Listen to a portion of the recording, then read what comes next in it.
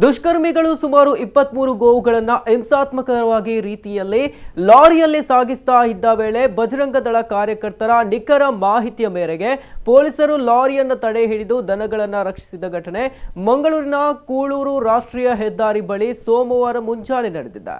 ಈ ಸಂದರ್ಭ ಲಾರಿಯಲ್ಲಿದ್ದ ಇಬ್ಬರು ಪರಾರಿಯಾಗಿದ್ದು ಮತ್ತೋರ್ವನನ್ನ ಪೊಲೀಸರು ವಶಕ್ಕೆ ಪಡೆದಿದ್ದಾರೆ.